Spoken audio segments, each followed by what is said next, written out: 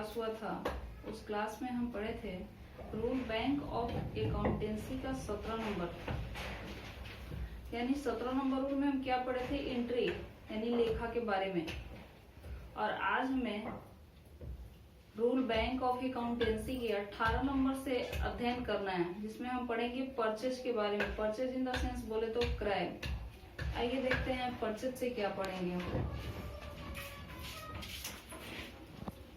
Rule bank of accountancy का 18 number purchase. Purchase का Hindi meaning क्रय। व्यापारी जिस माल से व्यापार करता है, व्यापारी जिस माल से यानी जिस गुड्स से क्या करता है, व्यापार करता है, उसके खरीदने की क्रिया को, उसके खरीदने की क्रिया को क्या बोलते हैं, क्रय बोलते हैं। हिंदी में बोलेंगे तो क्रय और इंग्लिश में बोलेंगे तो परचेज। वही हमारा परचेज कहलाता है। यानी कोई भी व्यापारी जिस माल से व्यापार करता है उसके खरीदने की क्रिया को क्या बोलते हैं, क्रय बोलते हैं या परचेज बोलते हैं। यदि क्रय नगद किया जाता है, यदि क्रय नगद किया जाता है तो कैश परचेज।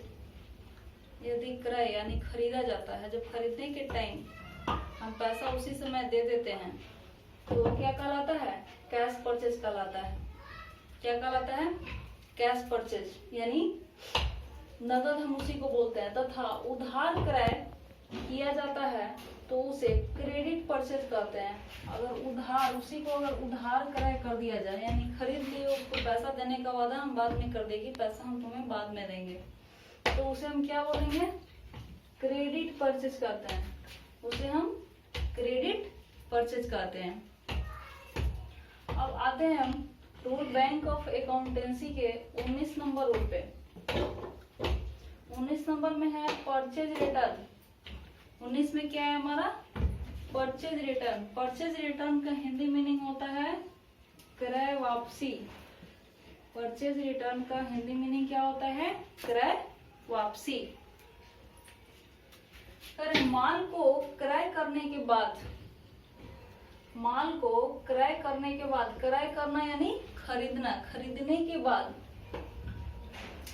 यदि यह ज्ञात हो कि माल नमूने के अनुसार, ये नमूना क्या है, जिसे हम इंग्लिश में कैटलॉग बोलते हैं। किसी भी दुकान में जाते हैं तो किसी भी सामान को खरीदने से पहले बोलते हैं कि भैया इसका कैटलॉग है तो हमें दिखाइए, उसका नमूना कुछ है तो हमें दिखाइए।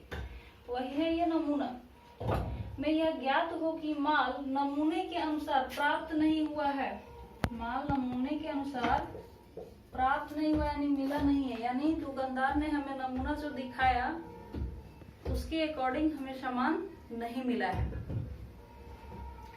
या उसमें कोई दोष या अन्य कारण हो, या उसमें कोई दोष या अन्य कारण हो, जैसे सामान टूटा हो, कटा हो, फूटा हुआ हो, या डिस्कलर हो, या मिसमैच हो,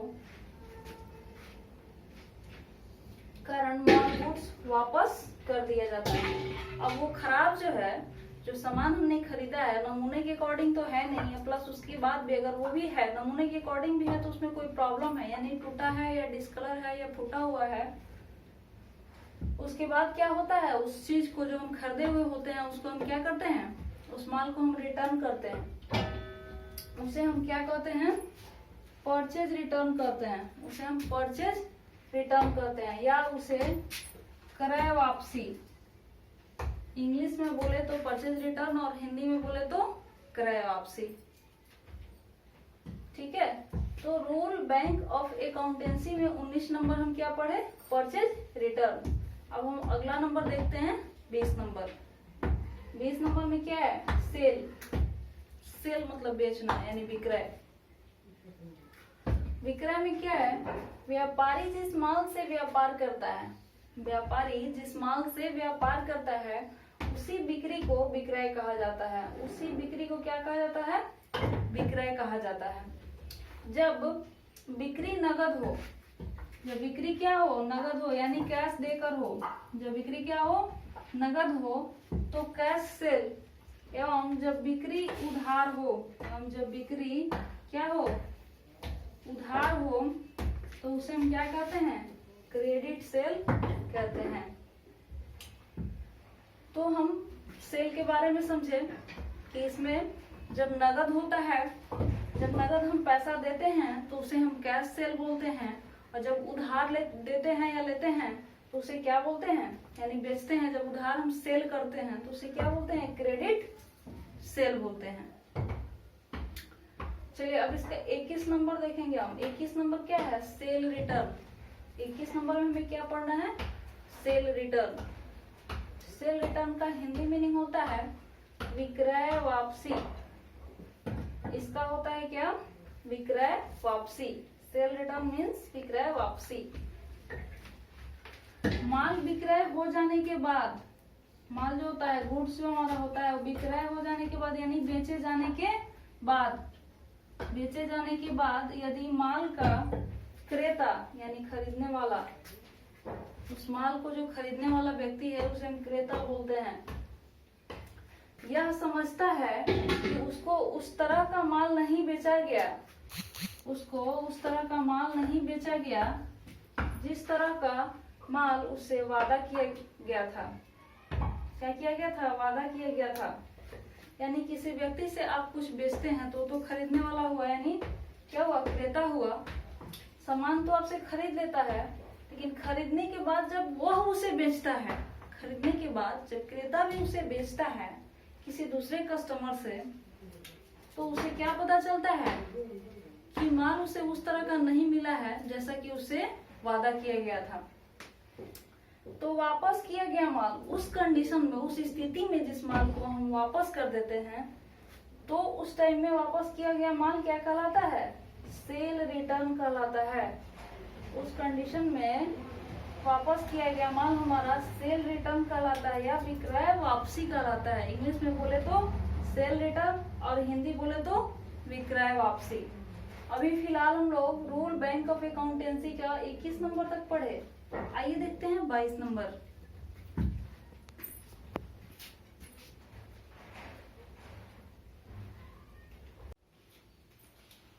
चलिए तो हम 22 नंबर देखेंगे। 22 नंबर में क्या है, डिटेरियोरेशन। ठीक है, डिटेरियोरेशन में क्या है, हरास। इसका मीनिंग होता है हरास।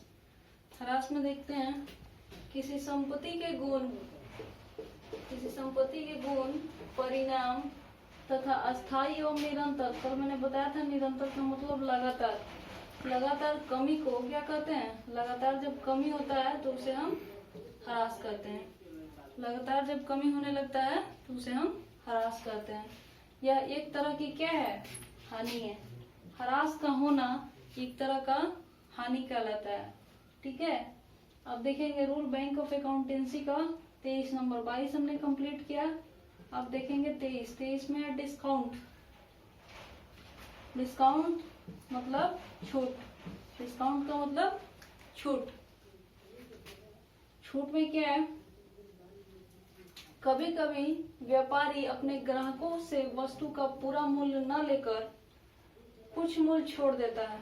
हम कोई सामान खरीदने जब भी दुकान में जाते हैं बोलते हैं इसमें कुछ डिस्काउंट है, या खरीदने के बाद बोलते हैं कि इसमें कुछ डिस्काउंट हो सकता है। वही चीज है, पूरा मूल्य ना लेकर कुछ मूल्य छोड़ देता है। क्या करता है, छोड़ देता है। अर्थात माल के मूल्य में दी जाने वाली रियायत यानी छूट।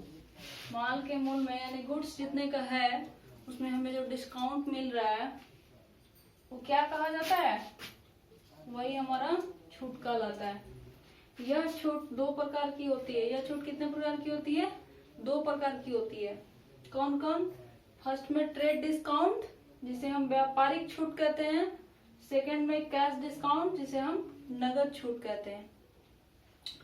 इसी का 23 नंबर का एक पॉइंट है। फर्स्ट में है ट्रेड डिस्काउंट, सेकंड में है कैश डिस्काउंट।